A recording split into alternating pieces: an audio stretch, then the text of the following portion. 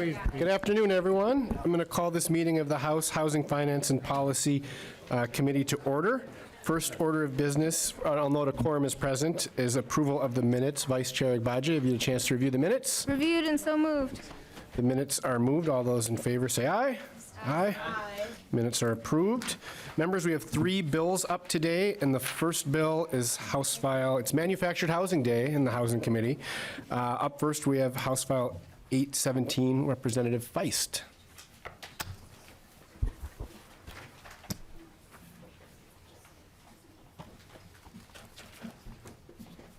Representative Feist, welcome to the committee. Yep, thank you so much for having me here.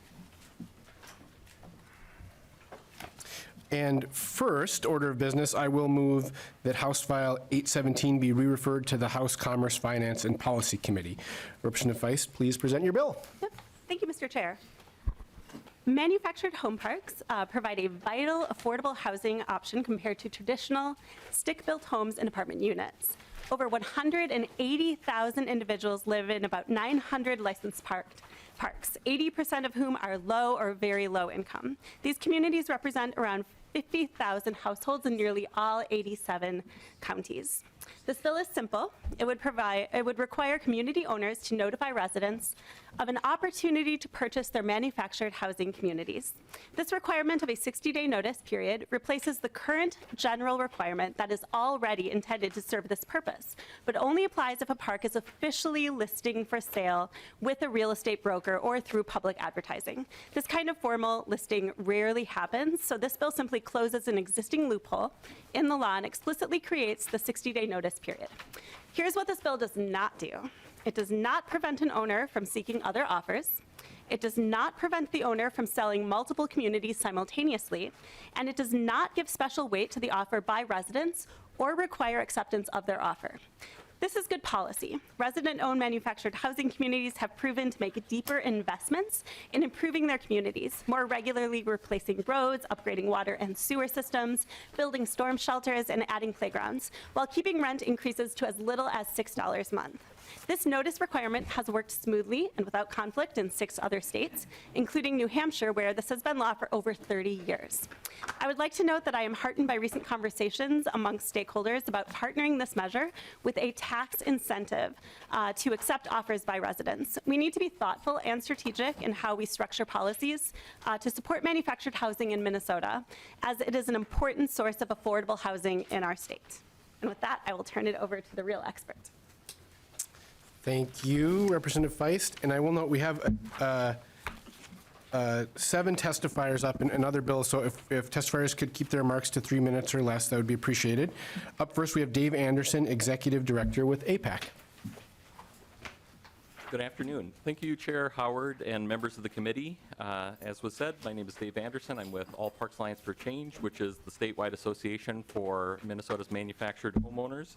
I want to thank the committee for dedicating time today to manufactured housing and the people who call manufactured housing home. In particular, I was going to talk about House File 817, the Resident Opportunity to Purchase proposal. As Representative Feist pointed out, it's a simple proposal, but it's very important to the residents. It simply requires community owners to provide notice of a potential sale and replaces a current requirement that hasn't been functioning as intended. This proposal, again, does not require community owners to sell to the residents or to lower their price. The community owner still has exclusive rights to determine what properties they sell and to whom they sell them.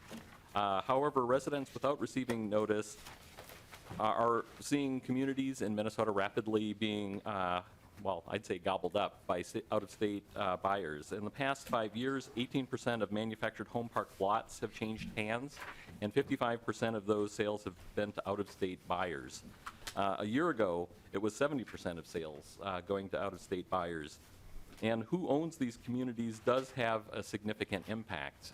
What we've seen in the Twin Cities metro area is that 10 of the 10 parks with the highest lot rents are those purchased by out-of-state buyers. On the other hand, as is illustrated in one of the editorials that was provided as background information, The residents have greatly improved the communities that they own, often with no rent increase or a minimal rent increase.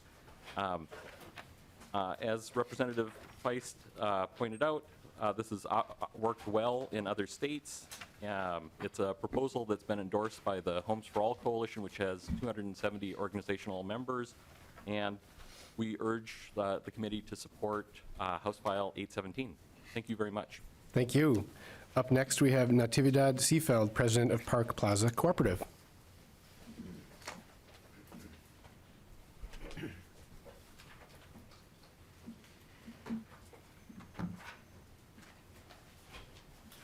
Ms. Seefeld, welcome. Thank you. Good afternoon, Representative Howard and members of the Housing and Finance and Policy Committee.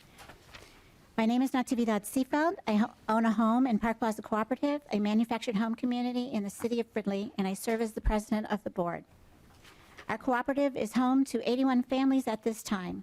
I am fortunate to live in one of Minnesota's 10 resident-owned communities. Park Plaza Cooperative became a resident-owned community on February 15, 2011, and that starts our wonderful story. Before 2011, I had to live with the same uncertainty as 45,000 Minnesota families face every day. In this day, I received a notice, is this the day I receive a notice that I have to move because the community is being closed? Is this the day my family finds out we are forced to leave our home, job, friends, and family? Or will it be like many other days, a day where many neighbors and I keep asking for repairs and improvements that never happen, a day where community rules are unfairly applied, a day when rent gets raised on a whim? But for me today, everything is different. I do not fear losing my home. My neighbors and I make improvements to our homes, knowing that it's an investment we won't lose due to decisions of someone else's, that someone else makes. We also welcome new people into our community, and they are relieved to move into our community where they can feel safe and secure. My household budget also feels more manageable.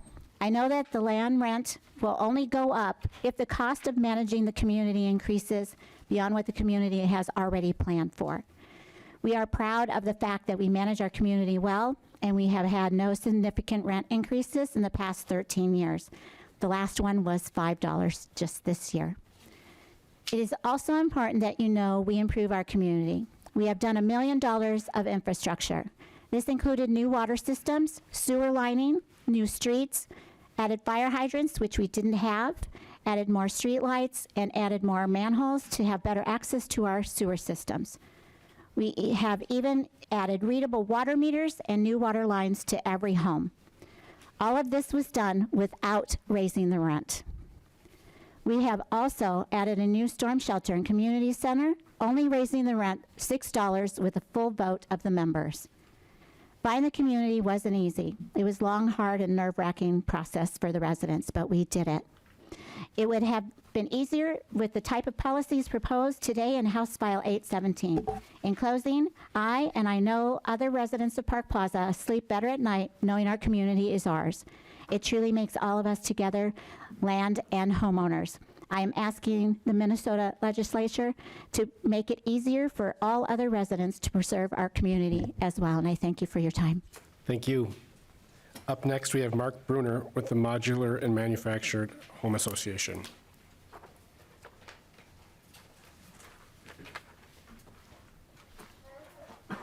Mr. Bruner, welcome to the committee. Thank you, Mr. Chair. I do have a couple of handouts for the committee, if I could provide those. Yes, could we have a page help hand those out? Thank you.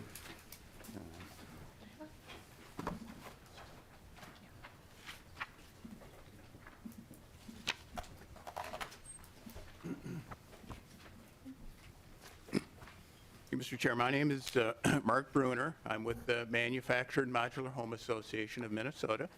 Thank you for the opportunity to appear before this committee for the first time this session. The Manufactured Modular Home Association is sort of the umbrella organization for the industry in Minnesota, representing residential builders of modular homes and manufactured homes. There are about 1,000 privately owned manufactured home communities in Minnesota that we also represent, as well as lenders and manufactured home installers and others. We're founded in 1951 and going on over 70 years in existence, representing the industry. And there are about 15 plants in the state building modular homes. 4 of those also build manufactured homes. Nationally, there are, I think, 140 plants that build manufactured homes. Minnesota's home to 4 of those, so we spend a lot of our time trying to make sure that we retain those plants in Minnesota. We're the largest source of non-subsidized affordable housing in the state. So I'll briefly explain our concerns. I know we have some other testifiers here who are members to express their comments regarding the bill. Minnesota is currently recognized as one of the top states in the nation in providing residents of manufactured home communities with an equal opportunity and protection to purchase their community when it's offered for sale or sold for redevelopment. And Minnesota exceeds states like Florida, Arizona, California, all of which have many more residents in manufactured home communities than the state of Minnesota. One of the things Minnesota does require right now, if a manufactured home community is going to be sold, is something called a notice of sale. It's found in Minnesota Chapter 327C. And it lets the residents know if they're offering their community for sale that they're doing that, giving residents actually an opportunity at the same time something is posted with a real estate brokerage or an ad somewhere, that they have an opportunity to purchase it. They can put together an offer and come to the community owner. So it shouldn't be a surprise in that regard when one is available. We've also worked, my members have sold their communities to 2 cooperatives. We were some of the first in the nation. One of the letters, or a letter that's being circulated for one of my members, explains how he did this. Was the first in the state to sell a community. I believe it was the Fridley Plaza Cooperative to the residents, and since sold 2 others to his residents, and in all cases, he worked with the residents. There's no need for a right of first refusal or first opportunity to purchase, and he points out in his letter that this would actually be detrimental to the residents, because what it would simply do is allow a bigger investor type to make a large, a significant offer to purchase a community and essentially price out a cooperative opportunity, because when they go to finance a manufactured home community for conversion, they have to meet minimum appraisal requirements, where somebody coming in from the outside can essentially offer what they want to, and then the property stays in private hands, and you have the ability then that they can simply raise the rents to recoup those costs. So there are unintended consequences here constitutionally, in terms of the owner of a manufactured home community losing the ability, something's called an option to purchase, where you might have someone who would approach an owner and say, we would like the first option or opportunity to purchase if you're ever going to sell. The bill takes that away. That's a significant, valuable property right that's lost in the legislation. It requires notice be given, and I think we're the only, this would be the only property class in the state of Minnesota that's required to notify a state agency that you're selling your property. At the same time, you're required to notify the residents of the manufactured home community that you've received an offer, you're considering selling your property. Then things get put on hold for 60 days while they try to come up with the financing to purchase it. In the meantime, you've had to notify, let's say you've got a community with only 100 home sites, you have to notify every resident. That could be 300 individual certified letters that need to be sent to each of the residents. If somebody doesn't receive it, misplaces it, it gets lost in the mail service, that would be grounds for a challenge legally. So you've got your 60 days, you've got to wait, and then, if you don't get the offer, if they don't get the offer, someone can say, well, gee, I didn't get the notice. So, by that time, a prospective buyer walks, and they say, we're just not able to, continue this process in Minnesota. And I guess the reality is that, gee, I don't want to end up in these same shoes if I end up, trying to sell. So, then you lose the sale. What happens then? The owner, can't sell. The residents weren't able to buy it. So you, again, have a significant loss of value and a taking of property.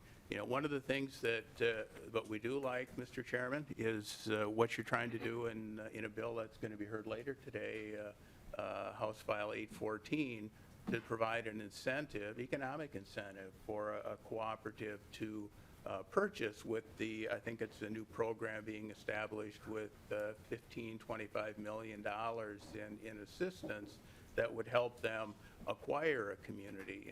I think that that's a much better approach. I mean, there are nearly 1,000 privately owned communities in the state. Most of them are in greater Minnesota. And if you would go out, or they would go out and simply offer to make a purchase, as what happened with the letter, the example that passed out to the committee, there might be some success. If we set up an adversarial relationship right away, that every time, if you get an offer to purchase your property, you now suddenly have to put the brakes on, notify residents, you could go to litigation. There's going to be an adversarial relationship, and perhaps, deals that could otherwise happen won't, just because of the nature of when somebody tries to purchase their property. And I know there are other testifiers that will get into some of the details of this more than I have. But, Thank you, Mr. Bruner. and we hope to work with the author in cleaning some of this up, and maybe can have something that's workable in the end. Thank you. Appreciate it. Thank you very much. Up next, we have Michelle Carlson.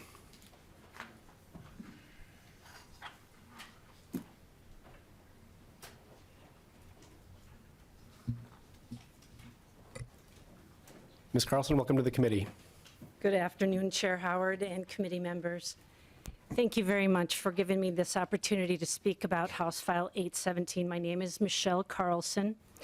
I'm a second-generation community owner and licensed real estate broker here in the state of Minnesota. I live in Grand Rapids, and I had a chance to come down today in which to speak in regards to this very important and gravely important bill.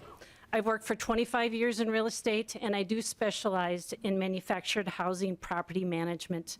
I'm an active voice with affordable housing.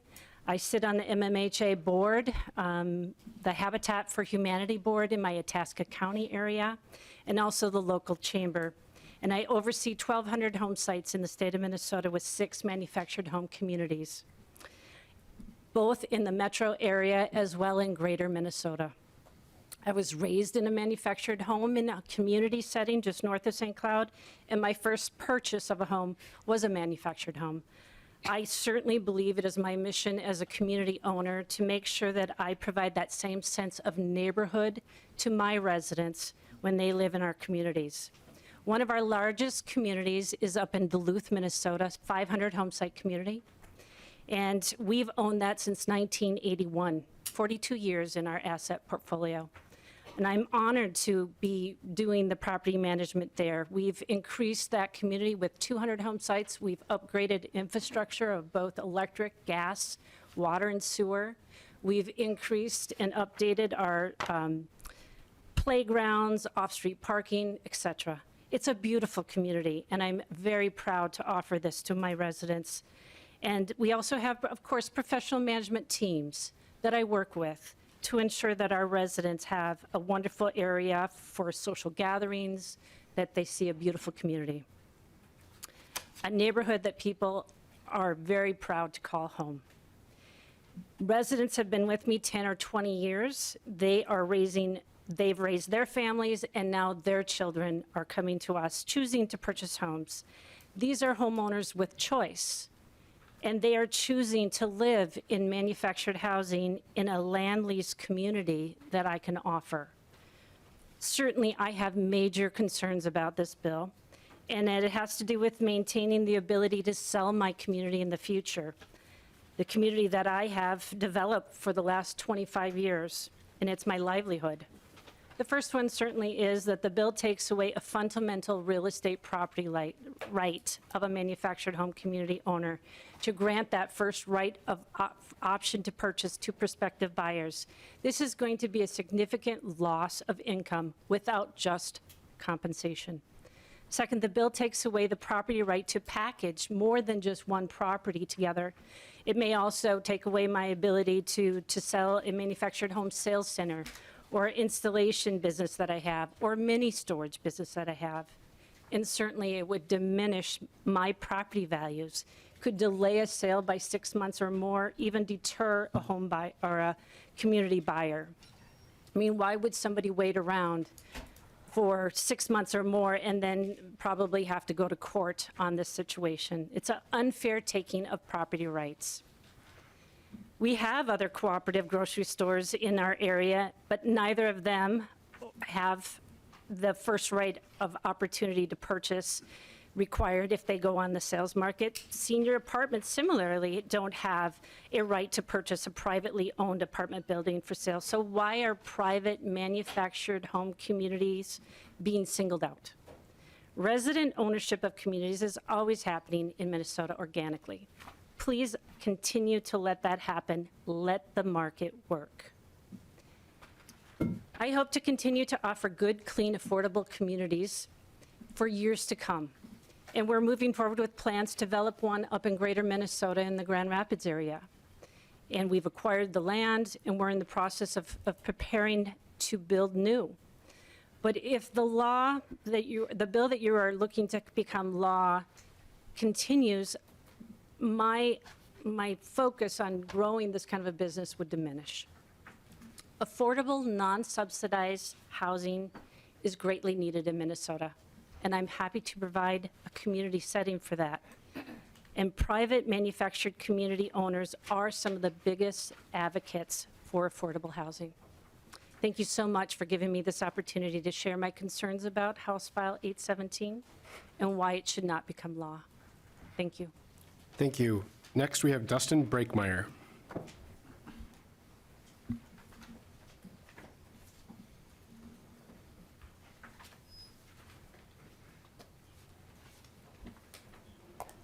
Welcome to the committee. Good afternoon, Chairman Howard and committee members. My name is Dustin Brockmeyer. My Brockmeyer Properties is owned by me and my 4 siblings. In 1975, my father purchased a park in Chaska, Minnesota. It has 250 homes in it. We've ran that park for the last 48 years. We're very proud of our ownership of mobile home parks. We're very proud of the people that live in our parks. We have very good relations with the community. We build community events focusing around helping the community get better. In our Chaska Park, for example, we have a tutoring program. Kids come and get tutored. The school district provides a tutor. We provide a building. We provide a high-speed internet. We provide everything that they would need to do a successful tutoring program. We also provide backpacks for all kids that need it in any of our communities. At the beginning of school year, if you need a backpack, we have one for you. You don't need to go get one. On Christmas time, we provide Christmas presents to every child in all of our communities with no exceptions. Brockmeyer Properties owns 8 manufactured home communities in Minnesota. We own 2 in Wisconsin and 1 in South Dakota. We are a local owner. We live here. I live in Waconia, Minnesota. My family all lives in Carver County. We're very close to our area. Today I'm here for the very first time. I've never testified before. This is my very first testimony. to express the concerns with House Bill 817. Speaking as someone who's planned and to continue providing workforce housing, developing manufactured home communities in Minnesota, as well as adding new home sites, we want to continue that. That is very important to us. I am a licensed residential contractor, a licensed manufactured home installer. I hold a mechanical bond. I serve on the Manufactured Home Association. I also serve on Christmas and May Board. I serve on a lot of different things to help our community. We build communities wherever we're at. That's our thing. That's what we do. I have a few concerns and reasons that I want to pause to make some thoughts. What if I decide to sell 2 of my communities as a package to a prospective buyer? Am I allowed to do that? I don't know what one means. Oh. What if I proactively offer to sell one of my communities to my residents? Do I have to follow everything in the bill? Under the bill, a resident is anyone living in a manufactured home. With 100 homes, I could have these 300 people. I just need that to be cleared up on who would be the one to get the notices. The bill takes the fundamental away of real estate rights of the manufactured homeowner to grant a right of first option to purchase to a prospective buyer, resulting in significant loss of income and compensation if they're taking. We do not plan on selling our park, but someday we may. I want to have the option to be able to sell it to who I vet that would be the best for that property. It may be the community owners. It may be someone from out of state. I don't know. Today, we're not selling. The bill takes away another right, my ability to package more one part of my business together, receive an offer. I wouldn't be able to sell, if I have a small apartment building, I wouldn't be able to sell that. I wouldn't be able to divide those properties up. I would have to sell them as a whole. That would make it less profitable for me. Finally, I continually receive offers to purchase my community portfolio from all types of potential buyers from all over the country, but not once have my residents or co-op group approached me with an offer. Selling has not been my choice. We are in here for the long run, long term. We're second generation. At least under the existing laws governing the ability to sell a community. We also own a community in western Minnesota, or western Wisconsin, and another one in South Dakota. Neither state has the first right to purchase law. So there would be options for us to change our business model from growing in Minnesota to doing that what is best and develop workforce housing in other states. Essentially, this bill enacted would be a huge invitation for large investor groups to move in Minnesota, making offers to owners such as myself that residents could never match. I thank you for your time. I appreciate everything. And whatever you decide, please remember, you're affecting my life. You're affecting my children's lives. Just put some thought into it before you decide. Thank you. Thank you. Next, we have Mark Lambert.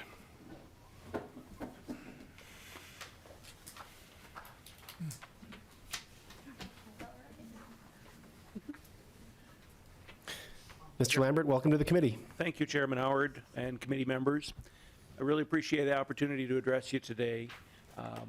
My name is Mark Lambert. Like Michelle, like Dustin, like others here, we have a lot of history in these communities. Quick background for me, growing up, I learned to manufacture homes when my family purchased and lived in a small one in a community park in Red Wing many, many years ago. We found it was just terrific housing. When I was 16, my dad co-signed a loan for me, and I bought my first mobile home and rented it out as an investment. By the time I was 18, I had 13 mobile homes, a pickup truck, my own checkbook, and I was renting out mobile homes to people in the St. Cloud area. I bought my first community when I was 21 in 1984. I still own that community today. I'm going to be 60 the end of this month, and we have been a family-owned, family-operated community for 38 years now. Been to this committee a few times and had the opportunity to address legislative sessions over the years. So I'm happy to be here and happy to be able to share some thoughts with you. As you might guess, I'm here to testify in opposition to House File 817. The bill has significant issues, and I would ask that you not move it forward without proper vetting. The first issue, and frankly, I think it's a game stopper, and you've heard comments about this, is that this very type of opportunity to purchase, as it's called, and I guess I would probably paraphrase it to say first right of refusal, is and has been found to be unconstitutional. Without getting too far into what might sound like a constitutional law lesson, the proposed bill is an unconstitutional infringement on the community owner's real estate property rights. As I'm sure many of you heard, the property rights that owners possess are often referred to as the bundle of rights or bundles of sticks. The bundles of sticks have 5 elements, just for a little lesson. Right of possession, the right to obviously have it, the right to control it, the right to exclude people, the right to enjoy it, and lastly, the right to dispose of it, including the right to transfer other people. The power to grant the first right of refusal has repeatedly been recognized by courts across the country as a bundle of sticks which enjoys a vested property right. We're talking about one of those sticks today at this hearing. If passed into 817, or if passed into law, House File 817 will result in an unconstitutional regulatory taking. The courts routinely have held that regulatory taking occurs when a regulation or law deprives the property owner of the fundamental attributes of property ownership. Any one of the sticks of bundles is taken. In this case, the right to sell the community to whoever the community owners choose. It's important to note that in 1990, and I think this is significant, the state of Washington adopted a very, very similar first right of refusal to House File 17. When subsequently challenged by the state community owners, the Washington State Supreme Court, as you might guess, struck down the legislation as being unconstitutional regulatory taking. They said a first right of refusal in the hands of the park owners is fundamental attribute of ownership and a valuable property right, and that force to transfer this right under statute constitutes a taking. That's what we're talking about here, a forced transfer of rights. Here in the state, both the Minnesota Constitution and the First Amendment restrict the taking of private property for public use without just compensation. The piece that's missing here is that this is not a public use. This is a specific statute that would require one private property party to specifically transfer it to another private property. There is no public purpose here. The legislative transfer in House File 817 is a direct transfer from the community residents who are private to the residents who are also private. The bill, if passed, will take the private property rights from one individual and transfer it to another private individual. Clearly, the courts have established this to be an unconstitutional overreach. House File 817, in my opinion, is an unconstitutional overreach and should not be passed. Thank you very much for the opportunity to voice my concerns, and I continue to look forward to working with the committee and the legislature for many, many years to come. Thank you. Thank you. Last, we have Matthew Spellman with the Minnesota Realtors.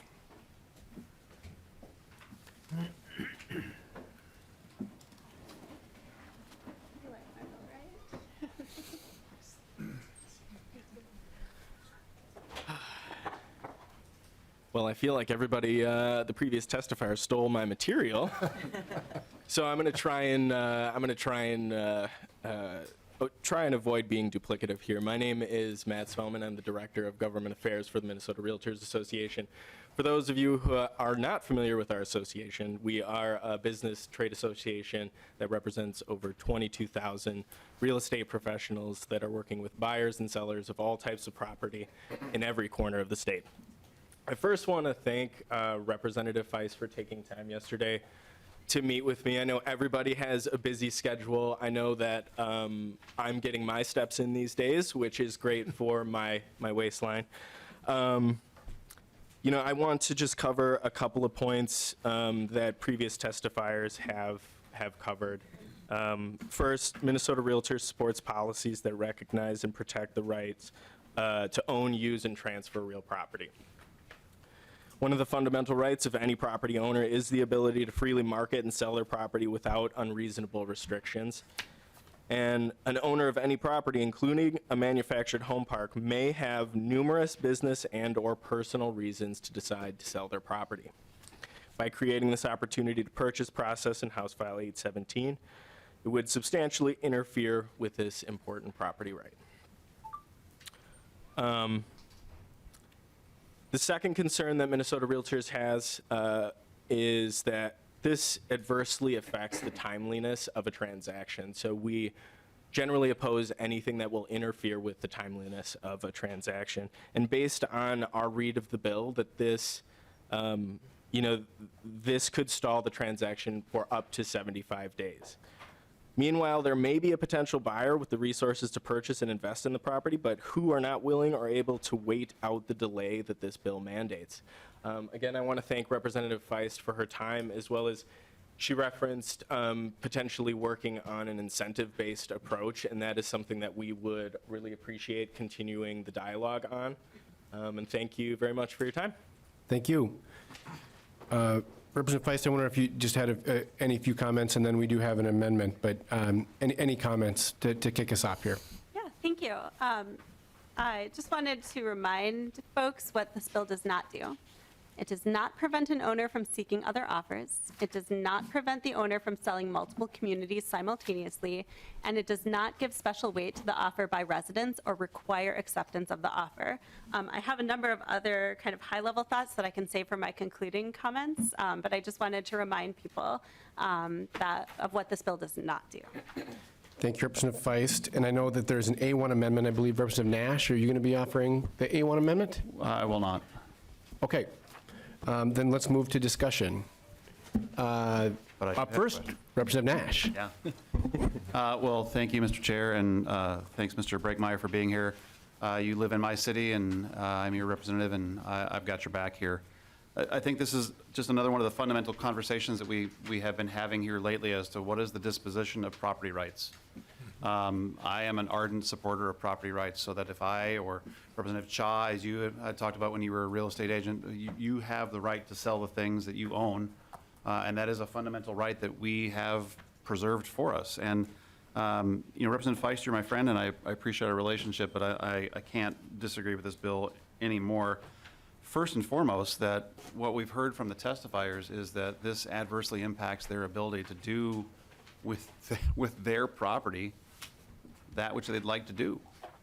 And you've got all those testifiers over there that this is multi-generational, long-time family investments that people have put their shoulder to the mill for a long, long time.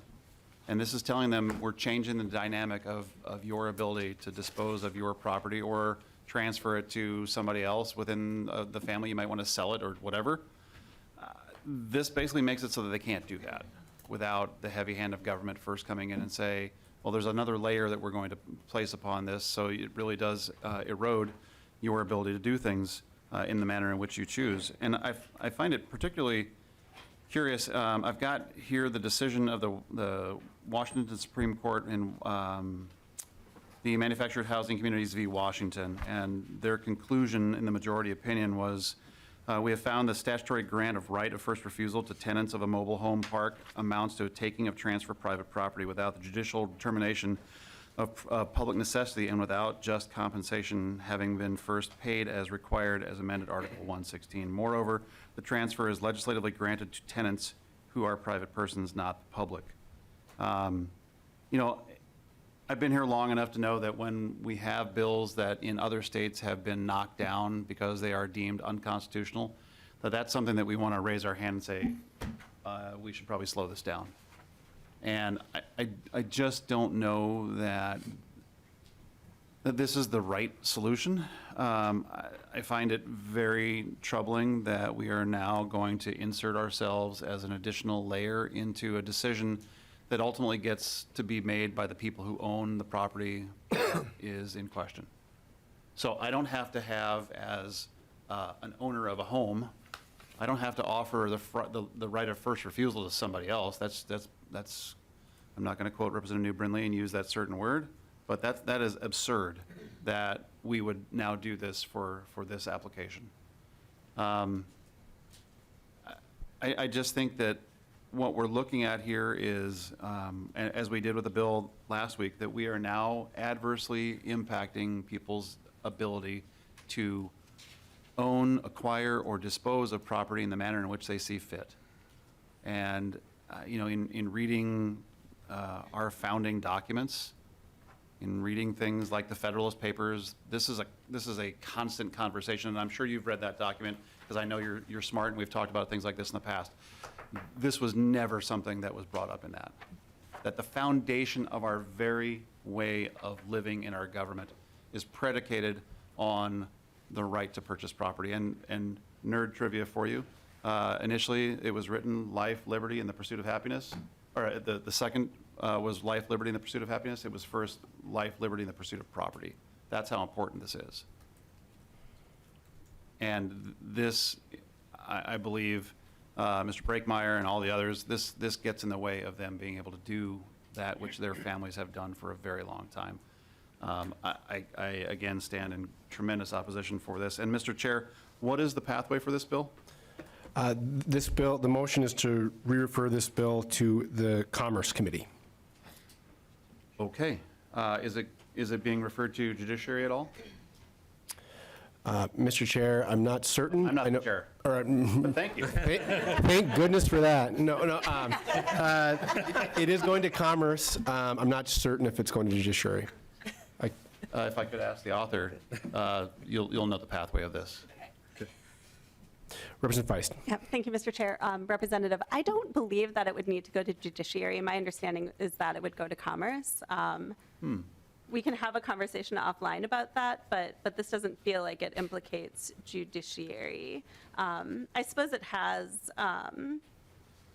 implications for potential lawsuits, so I can consider it. I just knew that my next stop was Commerce. Yep. And lastly, Mr. Chair, Representative Nash. obviously there are going to be some back office dealings if the state is going to have to handle some of the requirements of the enforcement of this. I don't see a fiscal note in our packet. Is this another case of the fiscal note not catching up with the bill? Obviously you've got enforcement issues, right? The state is not going to get involved in this at all? Representative Feist. If they're an abrogation of this offer, certainly there's going to be a penalty phase, and if there's something that happened there, the state would have to get involved. Representative Feist. Yeah, thank you. So the remedies are a lawsuit. And so that is how, a lot of laws that we create can create a right of action, and that doesn't necessarily mean that there would be a fiscal note. Representative Nash, a quick follow-up, but I do have my other members on the list. But Well, Mr. Chair, I just think that this is, it should have a fiscal note. There are going to be costs associated with the state. I hate to use this word, but it's sloppy to not have one here with us. So we'll deal with that as we get to how do we move this bill out. So thank you. Representative Petersburg. Thank you, Mr. Chair. I had just had a clarifying question of one of the first testifiers that probably isn't impactful to the final decision here, so I will withdraw my question. Thank you. Thanks, Representative. Representative Norris.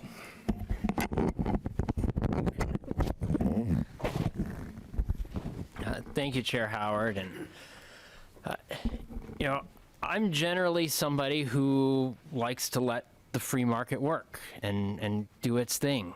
But we also don't have a completely unregulated free market in our country.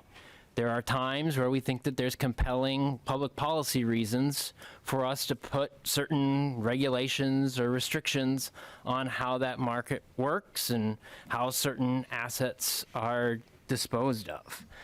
And I've talked extensively in this committee already about the fact that I have the most manufactured housing of any house district in the state. And recently, one of my constituents called me. She lives in one of the parks in my district, and she was distressed. She's lived in that park for since 1990. And a new owner bought the park just about 2 years ago. It used to be locally owned. Now it's owned by an out-of-state buyer. And her lot rent, is going to be increasing from $375 a month to $500 a month. That's a 33% increase at one time. So if that's the idea of letting the market work, I have a problem with the market working that way, because this is a very unique asset class.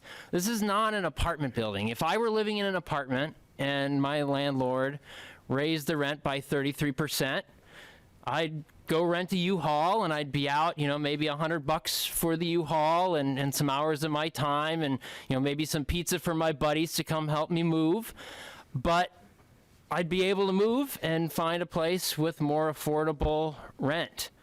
You can't do that very easily with a manufactured home. We used to call them mobile homes. Most of these homes, especially if they've been in one place since 1990, are not particularly mobile anymore. And so you're stuck in place. And so these are assets where people have their homes. And I think we need to keep that in mind as we're thinking about this, especially because there are other types of asset classes where we put restrictions on how they're disposed of. I think of certain securities where you can only sell them to accredited investors. Or if you're going to do a public offering, there's all kinds of paperwork and regulations you have to go through and timelines. And so I think when there are certain compelling reasons why we should step in and take a hard look at how certain assets are sold, I think there are reasons why we as a legislature need to put guardrails in place and make sure that we're protecting all the citizens of Minnesota and making sure that they can pursue that life, liberty, and the pursuit of happiness that they want to enjoy as well. Thank you, Representative Norris. I'm going to go to Representative Johnson, and then we're going to go to Representative Feist for some final comments. Chair Howard, Representative Feist, I got a couple questions for you and a couple comments.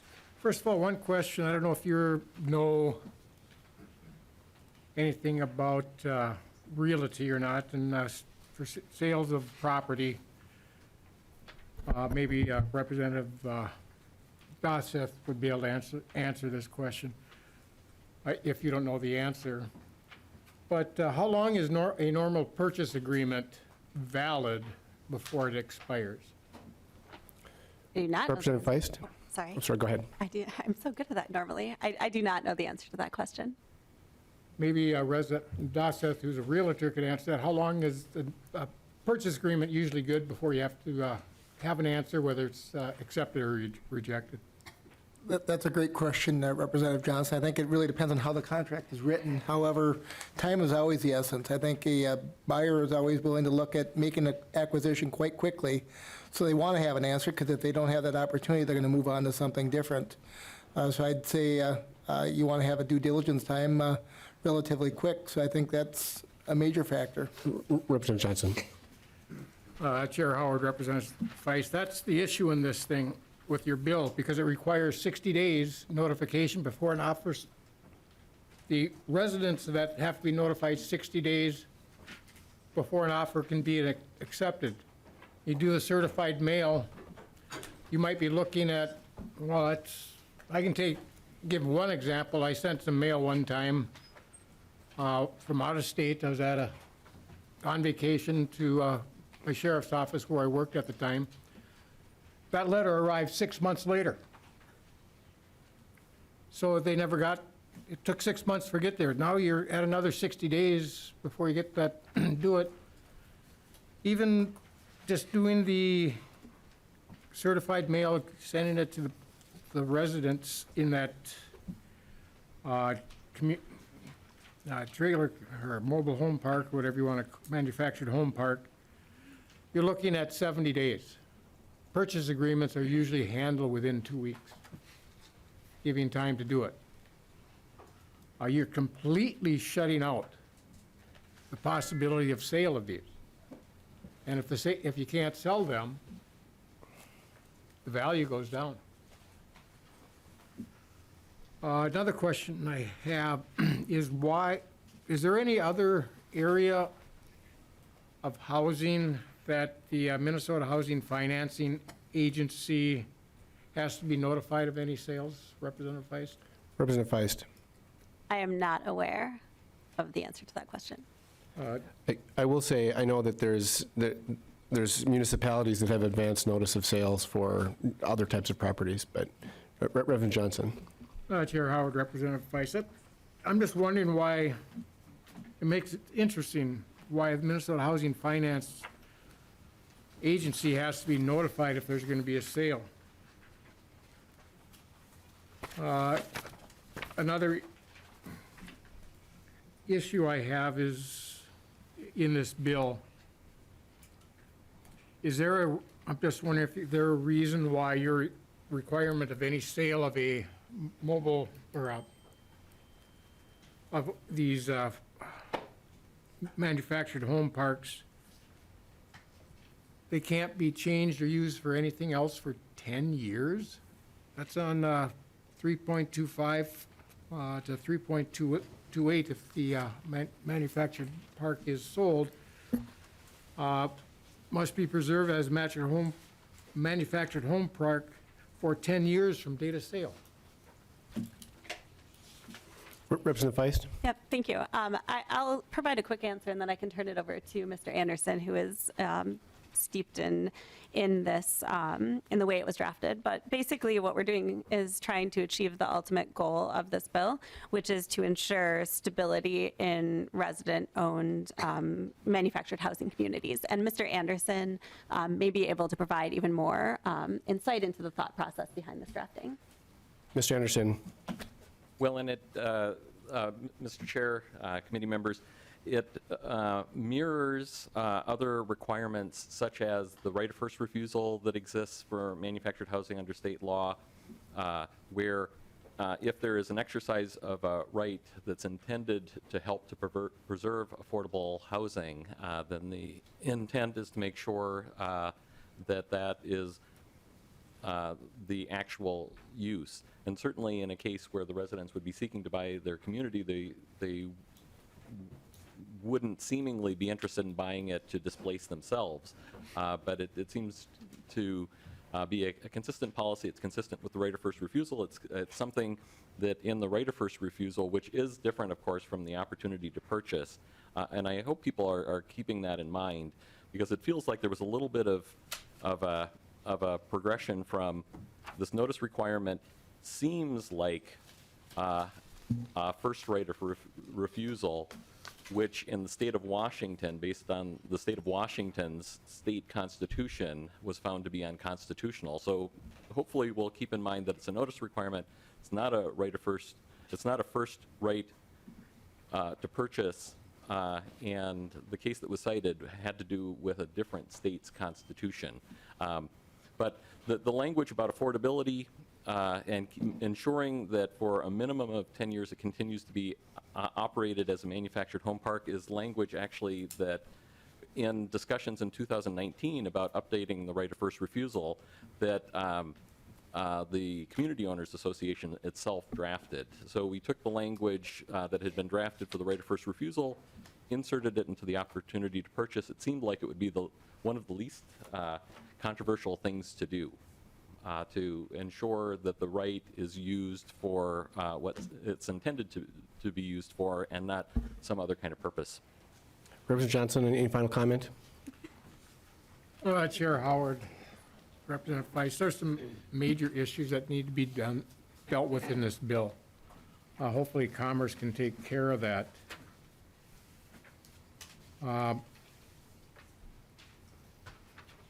Right now, if a developer wanted to purchase that to put in at 15-lot mobile home park or manufactured home park to put in a 200-unit Section 8 housing, they'd have to wait 10 years to do that. You have now devalued the property with this bill. Makes it difficult for any manufactured home park owner want to do any upgrades. Because with this bill, it devalues the property to the point where he cannot take his retirement out of it if he wants to sell it. He could not sell it to a family member very easily without going through a long process.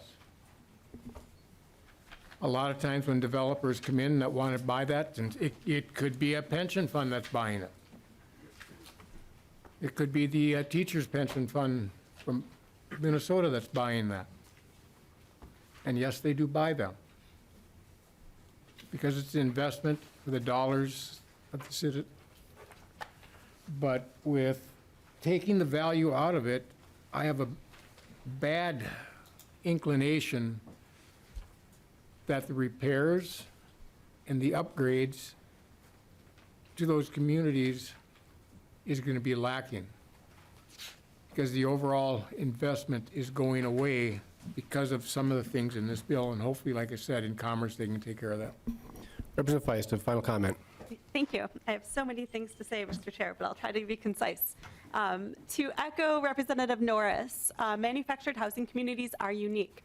These are people who own their homes, but they do not own the property beneath them. They don't have control over investments in their plumbing, in creating beautiful community spaces like in the Ciudad's community. They don't have that control. And so these are uniquely vulnerable residents. These are uniquely vulnerable homeowners, and there are 180,000 of them, 50,000 families across Minnesota. So this is impacting a lot of people, not just the owners of these communities. Rights do not exist in a vacuum. For example, free speech does not exist in a vacuum. We have reasonable time, place, and manner restrictions. The same is true for property rights. Our rights are always in relation to the rights of the people around us, and so we need to take that into account here. Negotiations generally help up the sale value, is what I have found. When there is a bidding war on a property, usually that is good for the seller. Wanted to point that out. Section 327C.096 already exists in law, saying that notice must be provided. It's just notice is only required to be provided in a formal listing, which is not how these properties are typically sold anymore.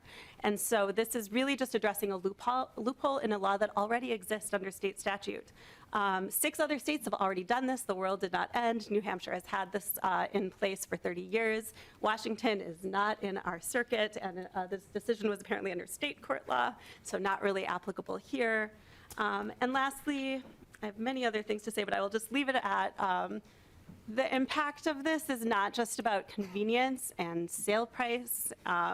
It is the real human lives of the residents of these communities, and I saw in my own district the situation with Lowry Grove and how it displaced an entire community when they did not have notice and they did not have an ability to come together and purchase their property. And so I think we need to keep those real human lives and families and children in mind when we look at important policies like this that will help protect these residents. And so I would urge the committee to vote yes. Thank you, Representative Feist. With that, I'll renew my motion that Make a House motion to File table. 8... Representative Nash? I make a motion to table. This, on lines 2.9 through 2.13 and 4.7 through 4.13, there are instances of the MHHA that does create a fiscal note, and therefore I make a motion to table and request a roll call. Representative Nash requests a no call. I'd urge members to vote against the motion. Take the roll. Chair Howard. No. Chair Howard, nay. Vice Chair Gavaje. No. Vice Chair Gavaje, nay. Representative Johnson. Aye. Representative Johnson, aye. Representative Shaw. No. Representative Shaw, nay. Representative Dotseth. Aye. Representative Dotseth, aye. Representative Hassan. Nay. Nay. Representative Hassan, nay. Representative Hussein.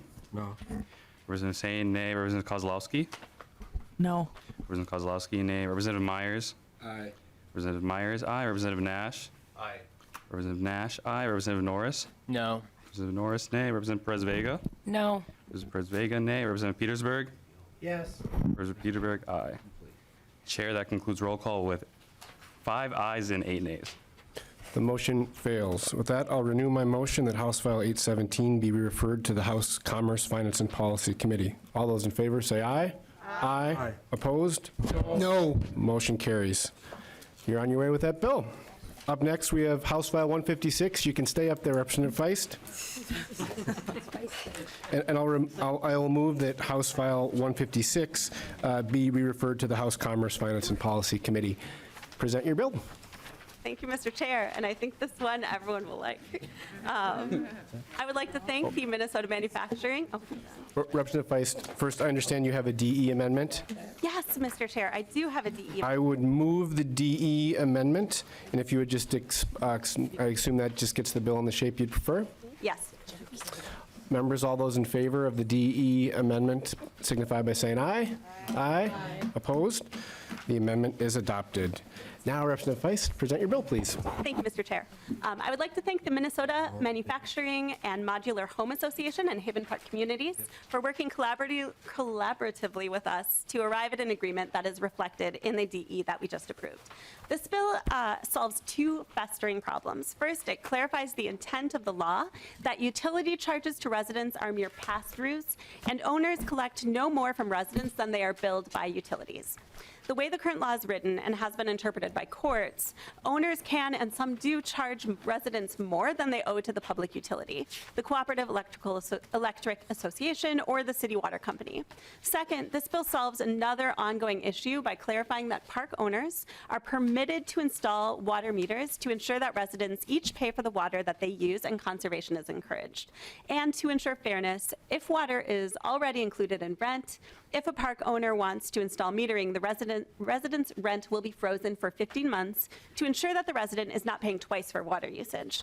So glad that everyone could come together around this common sense update to the law to ensure that utility charges are uniformly passed on to residents of manufactured housing communities in an appropriate way. And with that, I'll turn it over to the person who orchestrated all of these important conversations and made this possible, Ron Elwood. Ron Elwood, welcome to the committee.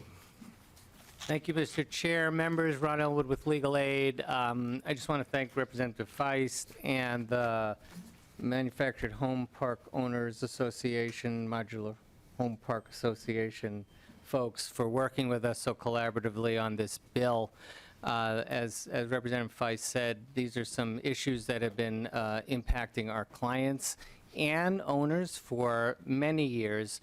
And it's really just a pleasure to come before you today with a collaborative agreement to solve these two problems. I'm happy to answer any questions. Up next, we have Mark Bruner.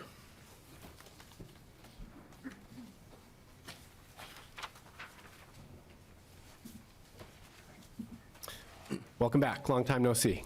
Thank you, Mr. Chair. Yes. And thank you, Representative Feist, for bringing this bill, and to Legal Aid for working with us. Just a brief background. One of the reasons and the primary things the bill does is change the definition of a substantial modification of a lease agreement. And for several years, I think since 2002, the Minnesota Supreme Court determined that if a manufactured home community owner were to install water submetering devices when the water was previously included in lot rent, that was a substantial modification of the agreement. You could not submeter the water. And as a result of those class actions, I mean, they were multi-million-dollar awards. So everything really came to a halt in terms of the ability to submeter water, and so everybody's was paying for their neighbors' excessive use of water in their rent, and so we're appreciative of working with Legal Aid on coming up with this new definition. And one of the things that we hope to work perhaps going into commerce on is just to clean up a provision that right now we believe removes private wells in manufactured home communities from any sort of regulatory scheme in terms of pricing water. There are most communities in the metro area, of the nearly 1,000 communities in Minnesota, maybe 70 or 80 are located in the metro area. All of them certainly would be connected to a municipal water systems. The balance, 800 and some in greater Minnesota, it's a mixed bag. So we just want to make sure that, for those that have the private wells, that they're still part of a regulatory scheme in terms of what they charge for water consumption. But otherwise, we're certainly appreciative of all that this could accomplish. Thank you. Thank you. Are there is there anyone else here that would like to testify on the bill? And if not, are there questions from members? I'll go to Representative Petersburg. Thank you, Mr. Chair. And just a quick question. I know that electric companies and utility companies and so forth, part of their fee is for the infrastructure here. And I'm guessing that in a lot of these cases, the infrastructure, I think the official term is the utility, is actually owned by the park owner and so forth. And we're not allowed to charge for that in regards to the usage fee. How do they, and I may know this answer, but I want to make clarified, how do they recoup their costs for upgrading their utility? Representative Feist or Mr. Elwood? Mr. Chair and Representative Petersburg, that is, my understanding, would be part of the rent, like everything else. I mean, all the other expenses that the park owner incurs to provide the services would be part of that. This is there's a separate section of law that this bill, starting on page 2, line 2.5 is really the guts of the bill in terms of the utility pass-throughs, and that's 327 CO4. And so that's what this is really about, is when they get the utility service from the public utility, from the cooperative, electric association, or the municipality, simply passing it through. And that's the scope of this bill. It's pretty narrow. I hope that answers your question. Follow-up, Representative Petersburg? Yeah, just for a second. That's kind of what I expected too, and I just want to make sure that was the case, and that people understand that when there is a increase, that rather than paying through utility costs, it's going to be increased rent for that particular property in order to cover that cost. And so sometimes caught between a rock and a hard place, you got to collect it some way in order to cover those expenses. So thank you, Mr. Chair. Mr. Elwood. Can I just add one other Sure. thing, Mr. Chair? Mr. Chair and Representative Petersburg, I think you've put your finger on another issue that I think we're going to need to tackle as we go down the road here, which is the fact that park owners, manufactured home park owners, as well as landlords, are sort of in this odd position of sort of being kind of de facto utility companies. And it's one of those things that have been kind of bubbling up over the years, and our hope is to work with the park owners and the landlords and the utility companies in the coming months and years to try to figure out how that system is going to be fair. So I just want to point out, you've really put your finger on a key issue that we need to work on, but not in this bill. Representative Johnson. Chair Howard, Representative Feist, I understand the amount of work you did on this bill, which I appreciate. The issue I have with it that isn't dealt with, Representative Petersburg brought up, if you have a 100-unit manufactured home park, to put those all 100 units onto a water metering system, not labor, not time, just the water meter. And because it's a mobile home or a manufactured home, it's got to be underneath and insulated, so you don't have access to read the meter. So you have to have a remote meter reading available as well. You're looking at around $350 to $400 per unit. So you're looking at $35,000 to $40,000 to do that part. Most of them do not have that much capital outlay laying around to do it. So those costs need to be figured out somehow. In your bill, it says the lot rents can't be increased for 15 months. So that makes it difficult to recoup those costs. And so what's happening right now, because we don't have meters, you have Mrs. Olson, who's 75, that uses less than 500 gallons of water a month. But you got Mr. and Mrs. Jones, three mobile homes down with 4 kids. They're using 3,000 gallons of water a month, but they're paying the same rate. It's not fair. That's why they'd like to go with metered, but most of the infrastructure in a manufactured home park is not up to city standards. They're usually using PVC or some other type of lines for water. And so the city doesn't want to take control of it or touch it. because of liability issues, and I'm speaking from experience. I was in a city that they did do this back in the 80s, and it was a nightmare. Meters were freezing regularly, bursting, water running all over. It made it a little bit more difficult because it was the mayor that owned the manufactured home park. So we got through that. We ended up getting rid of the meters, going back to the way it was because it worked better. Because the infrastructure in those manufactured home parks is not up to par with city standards. But there again, to get it up to par, to do something like this, unfortunately, this bill inhibits that from doing it because of section or subdivision 6 on line 3.23, where they can't raise the rent to cover the cost of the infrastructure needs to be able to do it. I hope you'll keep working on that. So, but I understand this and it's an agreement. I will be supporting it. Representative Feist. Yep, I have kind of a high-level thought process in response, and then for like the technical response, Mr. Elwood might have some thoughts. So I have my own business. I have a law firm. I've had it for 12 years. And I don't get to just pass all of my costs on to my clients. I have a flat fee, and so some of my clients are really easy and I make a lot of money, and some of my clients I don't make any money. And that is the risk you take when you operate a business, and you hopefully have your fees, in this case rents, at a level where you can be profitable. And then the other thought, or I guess that's basically it. Like business owners are not able to pass on every single cost that they incur to the people they serve. Like that is, like you take risk, you get reward, and you hopefully run a profitable business and you structure your fees accordingly.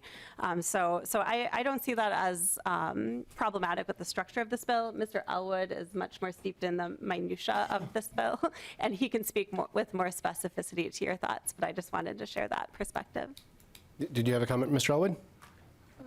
Mr. Chairman, Representative Johnson, I do have a lot of thoughts, and I'm happy to share them with you, but since you say you're voting for the bill, I think I'll keep those thoughts to myself at the moment. Spoken like a grizzled veteran. Do you have any final comments, Representative Feist? Thank you, Mr. Chair. I just want to thank Mr. Elwood. He brought a lot of people together to come up with this solution. It sounds like we can address some private well issues as we head to the next committee, but this is agreement between all of the stakeholders, and I would encourage folks to vote yes. Members, with that, I'll renew my motion that House File 156, as amended, be re-referred to the House Commerce, Finance, and Policy Committee. All those in favor say aye. Aye. Opposed? The motion carries, and the bill is on its way. Thank you, Representative Feist. Thank you. We have one more bill, Representative 814 with Representative Norris.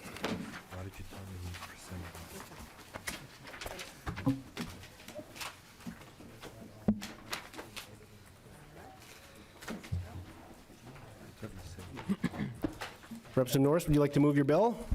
I would, Chair Howard. I would like to move House File 814. So moved. And I understand you have an author's amendment. Can you briefly explain your amendment? Yes, thank you, Chair Howard.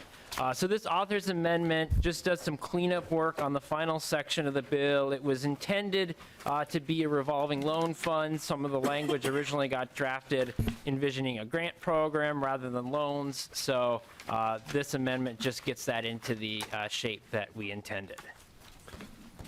Any discussion? If not, all those in favor of the A3 amendment, please say aye. Aye. Opposed? All right.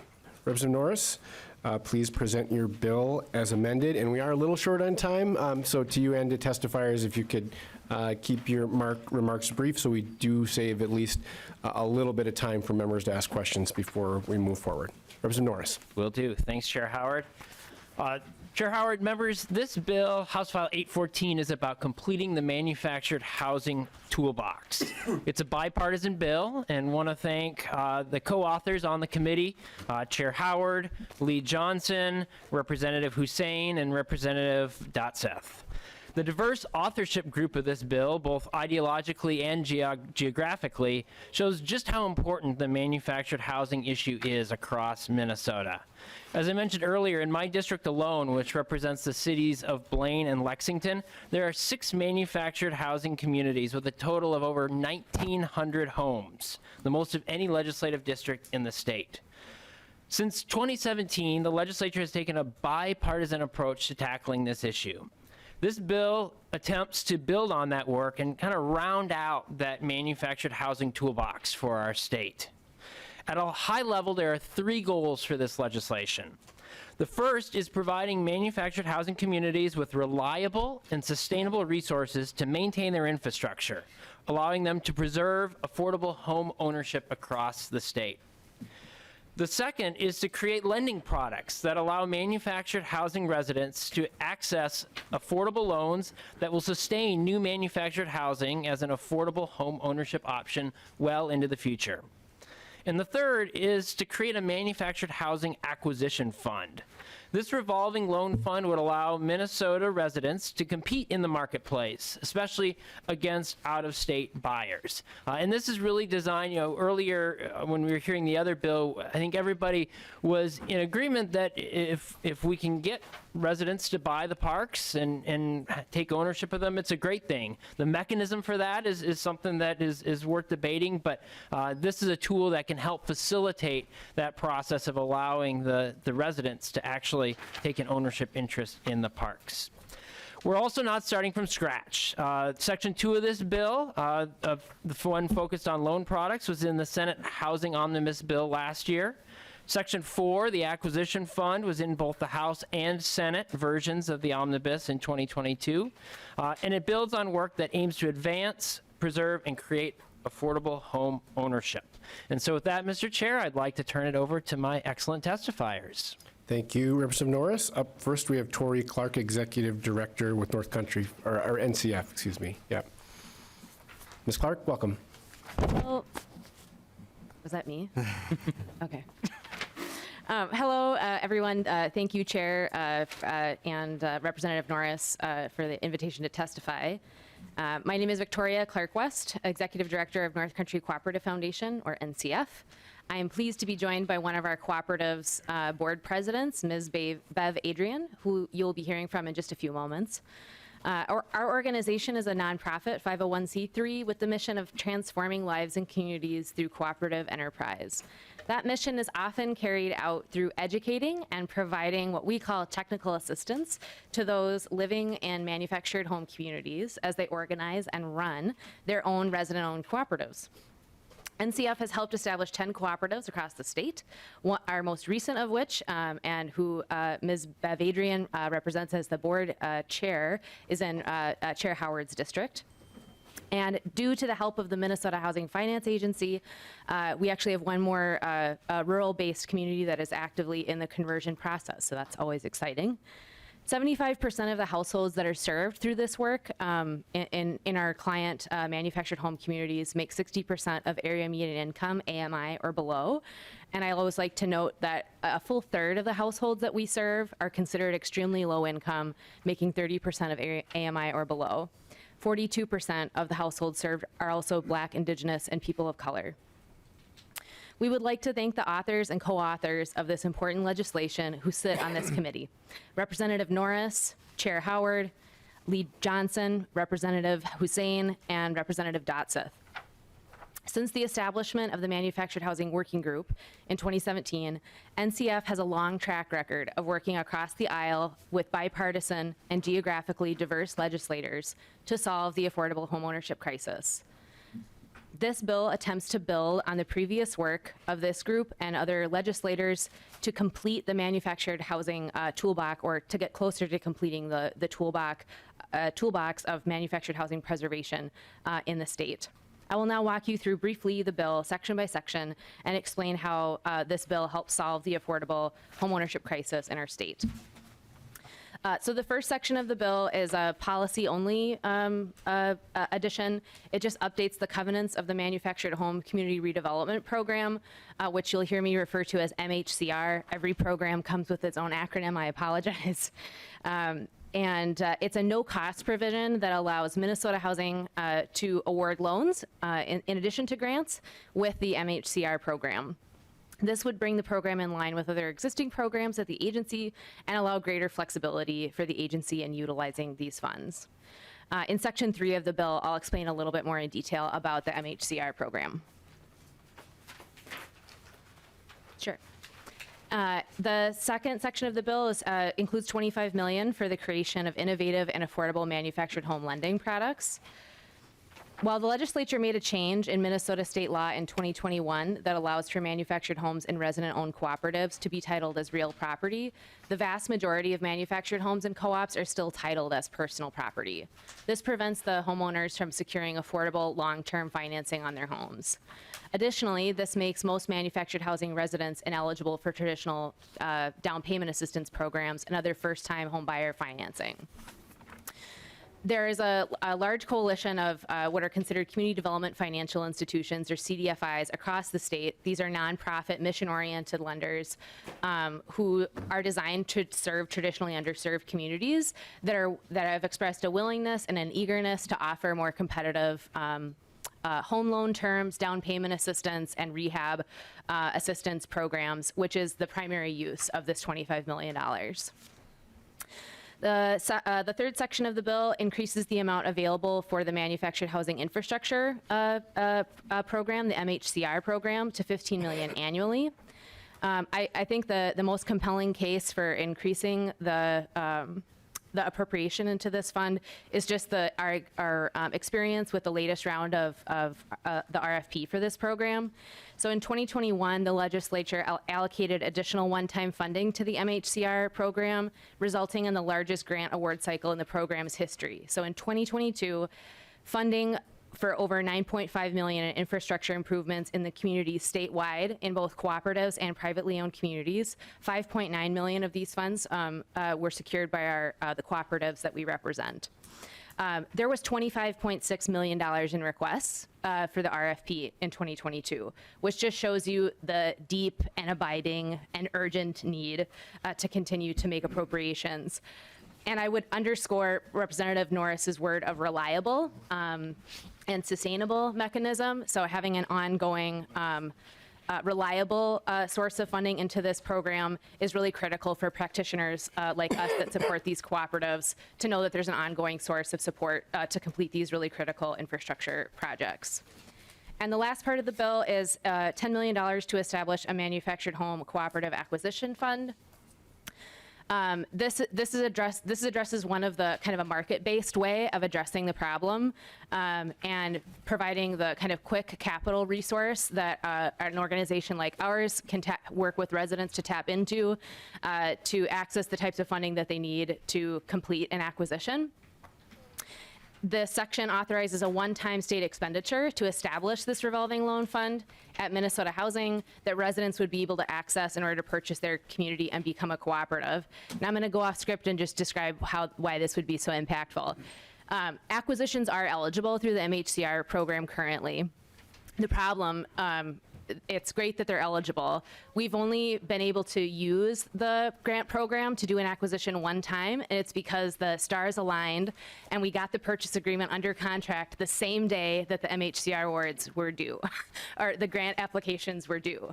That never happens in commercial real estate, just to underscore that point. So having a ready source that can be applied to on a rolling basis that we can have residents tap into, and then once we work them through the process to secure the permanent financing or the acquisition financing to secure the purchase, that money can be revolved. But it's that access to timely capital that's really critical for these deals. So just to give you a sense of what the impact of that portion of the bill would have. So thank you for your time, and I will hand it over to Bev Adrian to discuss how this legislation would help manufactured home communities like hers. Up next, we have Bev Adrian, Board President from Woodlawn Terrace Cooperative from Richfield, Minnesota.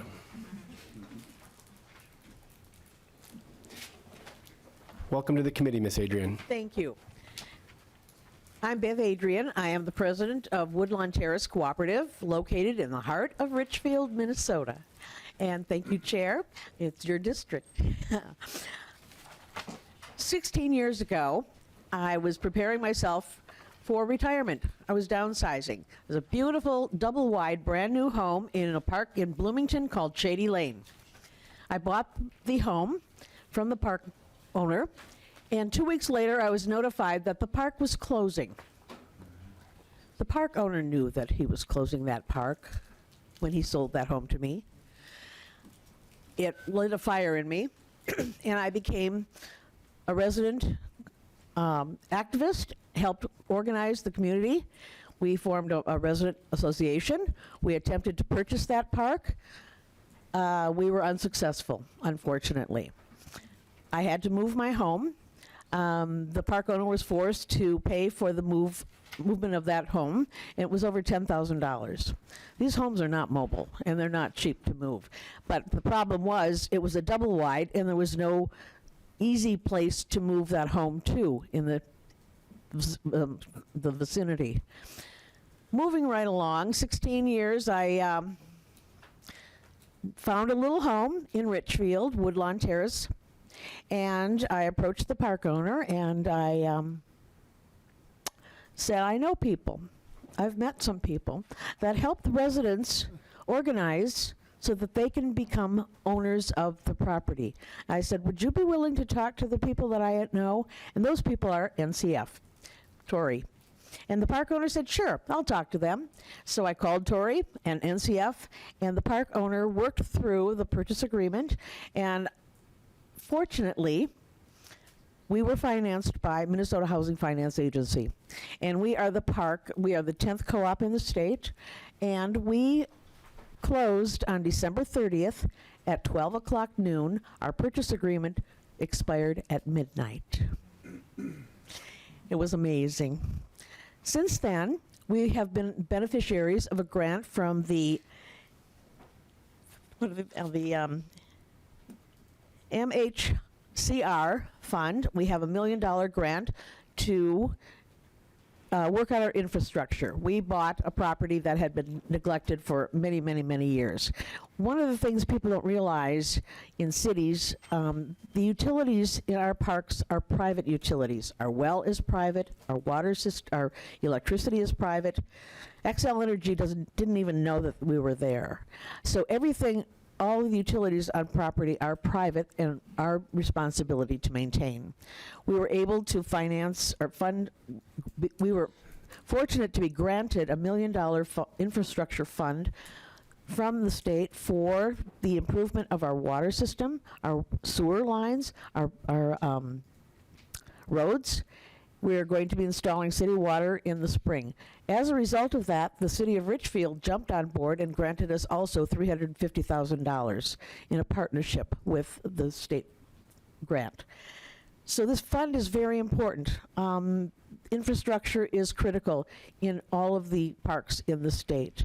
It's one of the last things that park owners want to pay for because it's very expensive. And we inherited, a mess.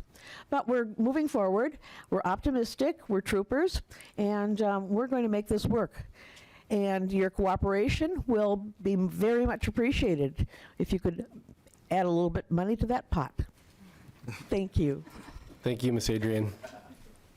Members, we are coming up on our time. We do have the ability to go a little longer. And so up next, we have Mark Bruner.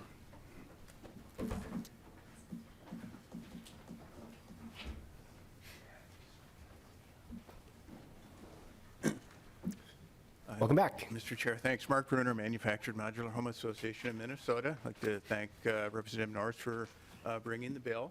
And certainly members of our association and other privately owned communities have been very active in participating in the infrastructure grant program, in updating their infrastructure in their communities. And I do recognize some of the language in the bill from last session, particularly in the Senate, and would encourage the committee to, under the home loan sort of grant program on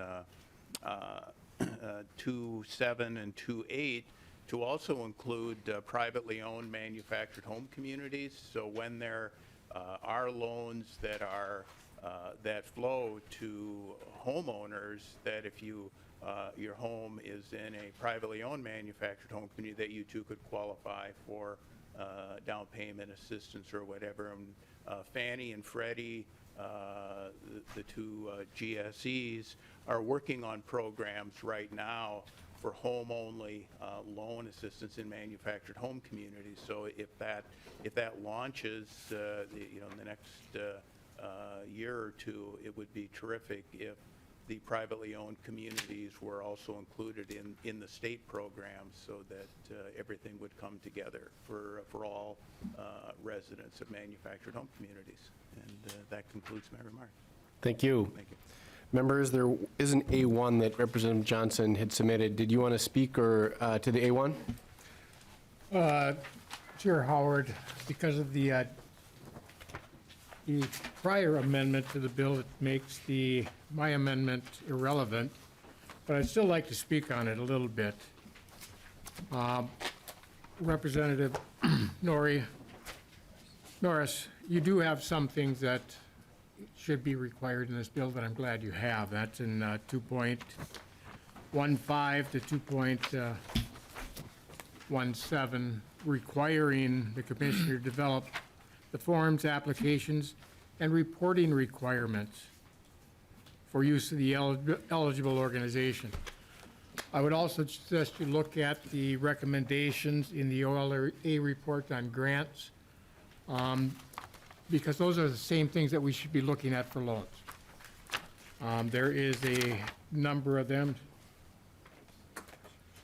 10 different areas with about 30 different issues that in our grants to nonprofits have issues, and I want to make sure we don't have them in the loan issue as well.